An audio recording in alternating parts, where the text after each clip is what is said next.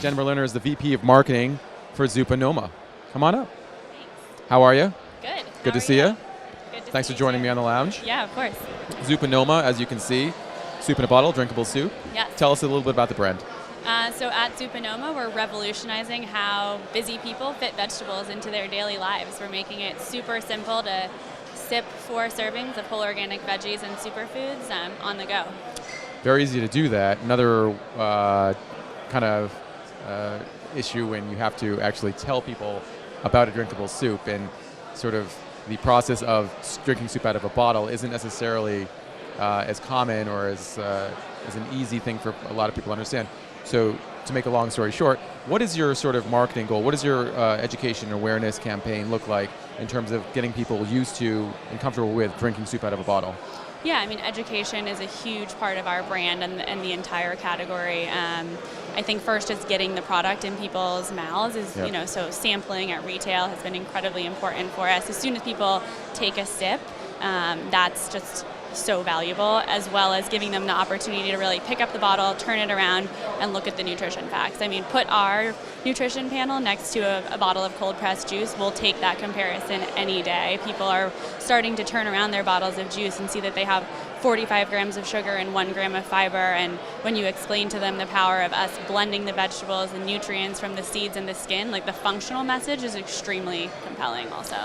How do you see this on shelf? Do you see it as a beverage? Do you see it as a snack? Do you see it as a meal replacement drink? I mean, how are you envisioning a consumer looking at this and picking it up and consuming it? Yeah, I mean, it's a big question and one that we're remaining curious about. I think beverage is kind of first and foremost where we're grounded. We're seeing a lot of success in functional beverage sets and retailers.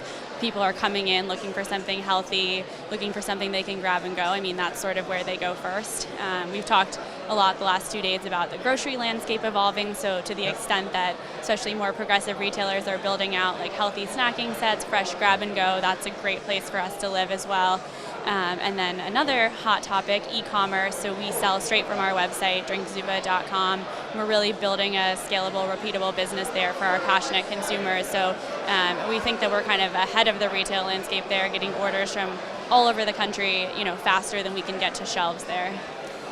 In terms of your retail and distribution footprint, e-commerce sounds like it's going pretty well. Retail and distribution wise, where are you around the country and in what stores? So we launched on the West Coast. Sprouts was a key partner for us in doing that. We've been on the East Coast for the last few months, kind of making our way here, especially now that it's prime chilled drinkable soup weather, Yes, 96 indeed. degrees yesterday. I can see why you're the VP of Marketing. We are launching actually Whole Foods New York region Yep. in a few weeks. We'll be launching NorCal in a few weeks. We just hit our first Safeways in the Bay Area. We'll be in Fairway around here shortly as well. So lots of fun stuff in the works on the retail front. But we are, trying to be smart, trying to nurture the brand, put it in the right places for the right consumer in terms of retail, and then again using direct-to-consumer to really find those educated, kind of progressive, wellness-forward consumers all over the country.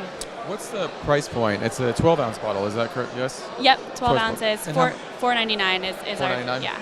And so you also HPP this product as well? We do, yeah. So high pressure pasteurized or high pressure processed. What does that do for the product itself? I mean, it's helpful from a shelf life perspective. Obviously, allows us to retain the integrity of the whole organic veggies and superfoods, and just kind of creates a fresh flavor in a lasting way that we wouldn't be able to do any other way. And again, our consumer right now is sort of at the forefront of trends, and it's a claim that's meaningful to them. What's really drawn a lot of traction from your consumers? Is it the savory soups that you're selling, the savory varieties, or is it a little bit more the sweet? Is it a little bit with the viscous, less viscous? It's the flavor mix is really interesting because it's actually, we have 6 SKUs and we do have kind of a top 3, but even within those we see change all the time. So some people are really passionate about the spicy flavor. Some people love like the cucumber avocado, which is light and refreshing. It's been really kind of something that we're watching and continuing to innovate on. I think it's just the functionality though that really draws people to it. I mean, it tastes great, but the fiber, the satiety, the freshness, being able to grab and go, it's just, people, it's so much better. We call it making a soup swap, so swapping it out for a Kind bar, a Cliff bar, whatever kind of processed thing you were going to eat. Get 4 servings of whole veggies that you can drink. Great. I'm going to have this. Yeah, please. Okay, I'm going to drink this later on. Yeah. Appreciate it. You got to stay Jen, energized. Thanks so much for being with us. Appreciate it. Good luck with Zupa Noma. Awesome. Thank you. And this brings us to the end of the Livestream Lounge.